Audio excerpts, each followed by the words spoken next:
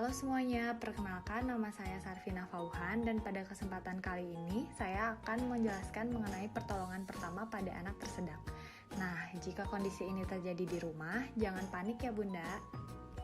Sebenarnya apa sih yang dimaksud dengan tersedak? Tersedak adalah gangguan berupa sumbatan jalan nafas dan berpotensi menimbulkan kematian jika tidak segera dilakukan pertolongan awal. Tersedak seringkali dialami oleh anak-anak pada masa balita di saat mereka masih senang bereksplorasi. Anak dapat mengalami tersedak karena ada benda asing yang masuk ke saluran nafas. Nah, benda asing tersebut dapat berupa makanan, minuman, ataupun mainan. Tersedak atau dapat disebut juga dengan choking harus dibedakan dengan gagging ya Bunda. Nah, apa sih gagging itu? Gagging merupakan refleks tubuh si kecil untuk mendorong sesuatu keluar dari jalan nafas sehingga akan mengalami muntah.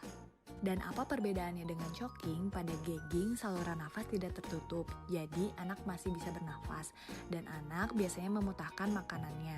Gagging atau gag reflex merupakan hal yang normal terjadi pada anak yang baru mulai diberi MPASI, karena pada saat inilah kemampuan menelan anak masih belum begitu baik, dan anak akan mulai beradaptasi terhadap pengenalan makanan yang menjadi sedikit lebih padat. Pada saat anak belajar makan, makanan akan menyentuh bagian belakang tenggorokan ataupun langit-langit lunak anak, di mana bagian tersebut terdapat syaraf-syaraf yang jika terangsang akan menimbulkan rasa ingin muntah sehingga anak akan memuntahkan makanannya. Gag reflex ini juga penting untuk mencegah makanan yang masuk ke saluran nafas yang dapat menimbulkan choking.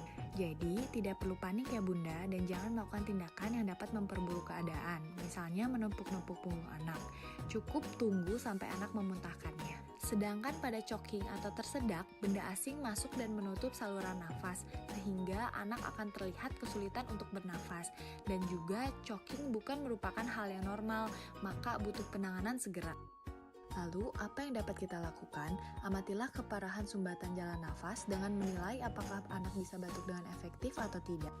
Batuk yang efektif adalah batuk yang keras, tidak kesulitan bernafas, masih bisa bicara, masih sadar penuh. Sedangkan batuk yang tidak efektif adalah batuk dengan pelan, kesulitan bernafas, tidak bisa bicara, membiru, dan penurunan kesadaran. Nah Bunda, untuk penanganan pada anak dengan batuk efektif yang perlu dilakukan adalah anak ditenangkan, pakaiannya dilonggarkan, dan minta anak untuk batuk agar sumbatannya keluar. Selanjutnya, jika anak tersedak masih sadar penuh tetapi tidak bisa batuk efektif, lakukan 5 hentakan back blow. Dengan cara yang pertama, letakkan anak pada lengan atau paha dengan posisi kepala lebih rendah. Yang kedua, berikan 5 hentakan dengan menggunakan pangkal telapak tangan pada bagian punggung anak. Jika 5 hentakan back blow gagal, lakukan 5 hentakan chest thrust dengan cara balikan anak menjadi telentang dan berikan 5 hentakan dengan menggunakan 2 jari di tengah-tengah tulang dada. Pada anak usia di atas 1 tahun, untuk mengeluarkan benda asing bila anak sadar dapat dilakukan dengan cara manuver Heimlich. Caranya adalah yang pertama, berdirilah di belakang anak dan lingkarkan kedua lengan mengelilingi badan anak. Yang kedua, kepalkan salah satu tangan dan letakkan di antara pusar dan tulang dada anak. Lalu yang ketiga, raih kepalan tangan dengan tangan lainnya dan hentakan ke arah atas dan belakang tubuh anak sebanyak 5 kali. Nah Bunda, yang perlu diperhatikan juga, bila keadaan anak tidak kunjung membaik, segera bawa anak ke layanan gawat darurat rumah sakit terdekat. Lalu Bunda, bagaimanapun mencegah selalu lebih baik dibanding mengobati, bukan? Nah, ada beberapa tindakan untuk mencegah terulang kembalinya tersedak pada anak. Yang pertama, memotong makanan menjadi bagian yang kecil. Yang kedua, memasak makanan yang keras sampai lunak.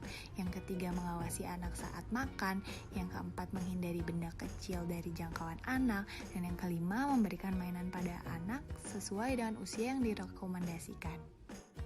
Sekian informasi yang dapat saya sampaikan, semoga bermanfaat dan anak-anak selalu tetap dalam keadaan sehat ya Bunda. Sampai jumpa.